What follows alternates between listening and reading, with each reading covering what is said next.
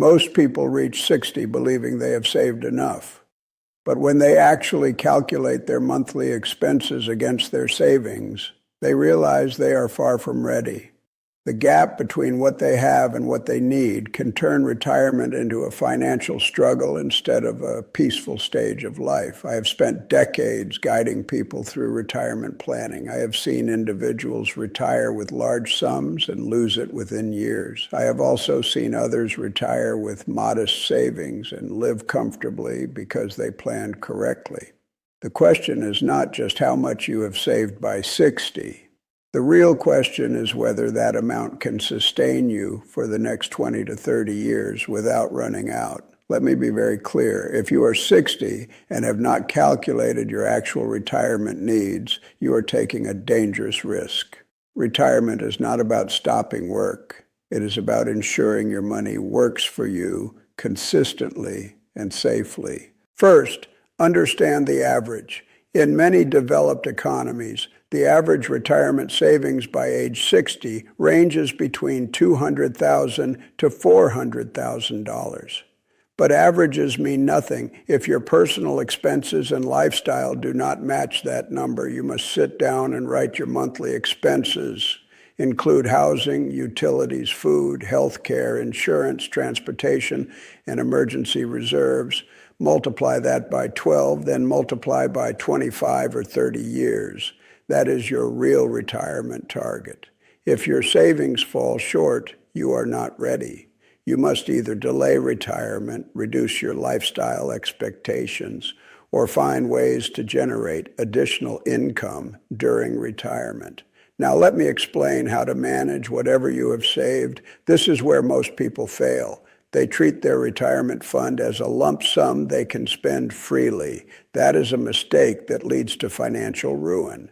Your retirement savings must be divided into 3 parts. The first part is your emergency fund. This should cover at least 2 years of living expenses. Keep this money in highly liquid and safe instruments like savings accounts or short-term fixed deposits.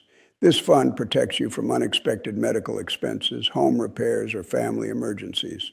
Without this buffer, you will be forced to withdraw from your investment corpus at the wrong time, often at a loss. The second part is your income generation fund. This is the portion that must produce regular monthly income to cover your living expenses.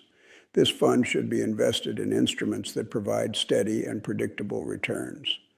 Consider a mix of fixed income products, government bonds, high-quality corporate bonds, monthly income plans, and dividend-paying stable stocks can form this layer. The goal is not high growth. The goal is consistency and safety. Do not chase high returns in this portion. High returns come with high risk. At 60, you cannot afford to lose your principal. You do not have the time or earning capacity to recover from a major loss. The third part is your growth fund. This is a smaller portion, maybe 15 to 20% of your total savings. This can be invested in equity or equity-linked instruments for inflation protection and long-term growth. But even here, choose carefully.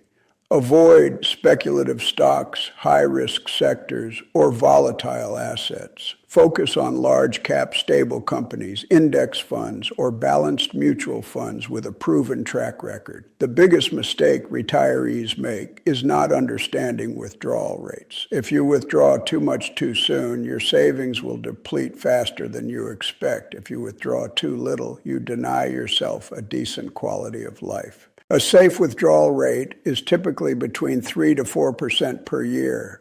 This means if you have $500,000 saved, you can safely withdraw $15,000 to $20,000 annually without exhausting your corpus over 30 years. But this rate assumes your money is invested properly and continues to grow moderately. If you keep everything in a savings account with low interest, even a 3% withdrawal rate will drain your savings.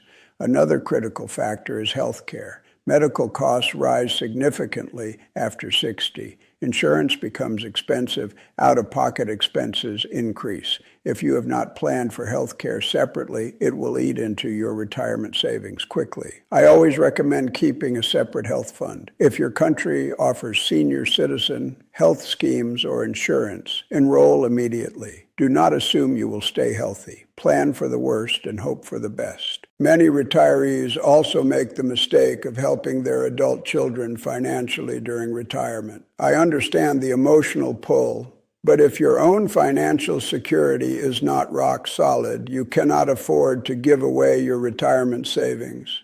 Your children are young. They have time to earn and recover. You do not. Protect your money first. Help others only if you have true surplus, not out of guilt or pressure. Inflation is another silent killer of retirement savings. What seems like enough today will not be enough in 10 years. Prices rise. Your purchasing power falls. If your investments do not at least match inflation, you are losing money in real terms. This is why keeping all your money in fixed deposits or savings accounts is not wise. You need some portion in assets that grow over time. Equities, real estate, or inflation-indexed bonds can help preserve your purchasing power. Let me also talk about debt.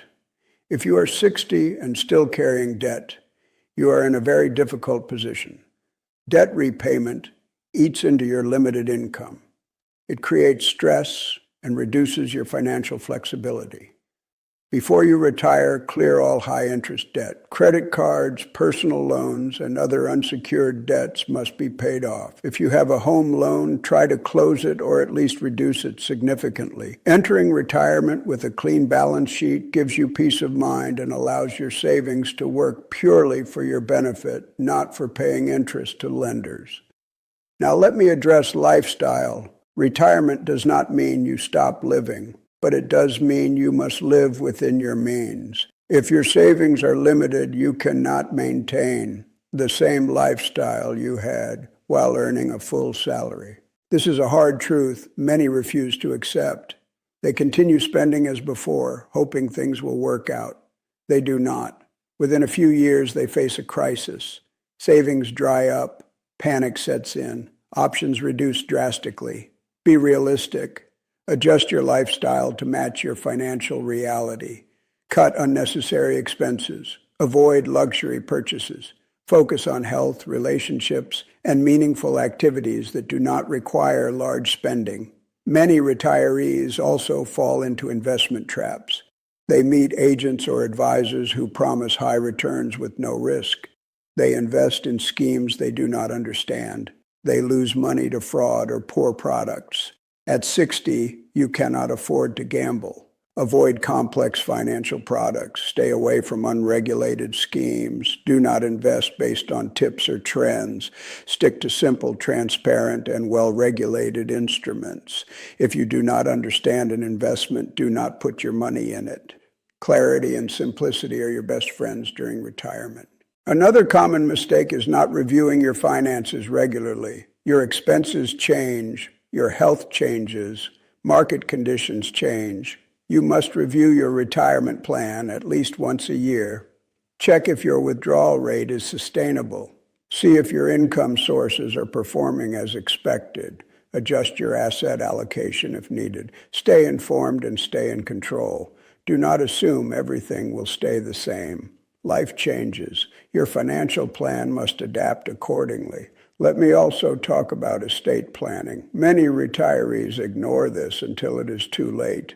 You must have a will. You must have clear nominations on all your financial accounts and insurance policies. If something happens to you, your family should not struggle to access your money or deal with legal disputes.